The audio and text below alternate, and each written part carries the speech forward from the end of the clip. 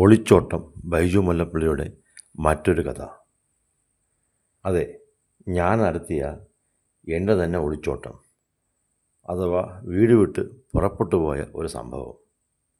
ഞാൻ 7ാം ക്ലാസ്സിൽ പഠിക്കുന്നു. വലിയ പരീക്ഷയുടെ സമയം. കുന്നത്ത് വീട്ടിൽ ഞാനും അമ്മയും അമ്മൂമ്മയും ഒക്കെ ഉണ്ട്.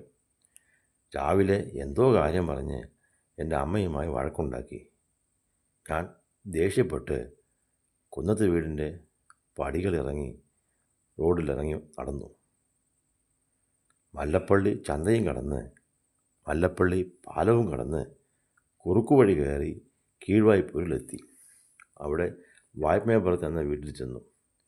അത് അനിയൻകുഞ്ഞേട്ടൻ്റെ വീടാണ്. അവിടെ നിന്ന് തറവാടായ ചമതയ്ക്കലും പോയി. തിരിച്ച് മല്ലപ്പള്ളി കുന്നത്ത് വീട്ടിൽ പോകുന്നുവെന്ന് കള്ളം പറഞ്ഞ് ചമതയ്ക്കൽ നിന്നിറങ്ങി. എന്നാൽ നേരെ ചെങ്ങന്നൂരിലാണ് നടന്നത്. കയ്യിൽ 5 പൈസയില്ല. ഏതാണ്ട് വൈകുന്നേരമായപ്പോൾ ആറാട്ടുപുഴ എന്ന സ്ഥലത്തെത്തി. അതിൻ്റെ അടുത്ത് നീറുവിളാകം എന്ന മറ്റൊരു സ്ഥലമുണ്ട്. അവിടെയാണ് എൻ്റെ അമ്മയുടെ ചേട്ടത്തി ഭാർഗവിയും കുടുംബവും താമസിക്കുന്നത്. ഞാൻ നേരെ അങ്ങോട്ട് വെച്ച് പിടിച്ചു. സന്ധ്യയ്ക്കാണ് അവിടെ ചെന്ന് കയറുന്നത്. എന്നെ കണ്ടതും അവർ സംശയത്തോടെ നോക്കി. ഏയ്, എൻ്റെ പരീക്ഷയെല്ലാം കഴിഞ്ഞു, ഇവിടെ വന്നത് നിങ്ങളോട് ചുമ്മാ നിൽക്കാൻ എന്ന് പറഞ്ഞു. ഒരു രാത്രിയും പിറ്റേ ദിവസം പകലും അവിടെ കഴിഞ്ഞു. അവിടുത്തെ അമ്മാവൻ തൊട്ടടുത്ത ചിറയിൽ വല വീശാൻ പോകും. ഞാനും കൂടെ പോയി. വല വീശി എറിയുന്നത് ഒരു കടുത്ത അഭ്യാസം തന്നെയാണ്. കിട്ടിയ മീനുമായി വീട്ടിൽ വന്ന് ഞങ്ങൾ കറി വെച്ച് കൂട്ടും.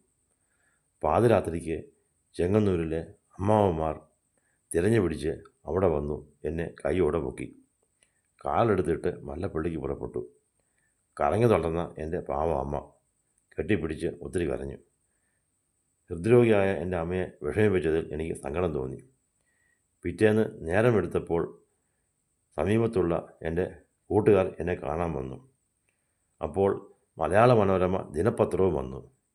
എന്നെ കാണുവാനില്ല എന്ന പത്രവാർത്ത ഞാൻ തന്നെ അവരെ വായിച്ചു കേൾപ്പിച്ചു. ബൈജു മുല്ലപ്പള്ളിയുടെ മറ്റൊരു കഥ ഇവിടെ അവസാനിക്കുന്നു.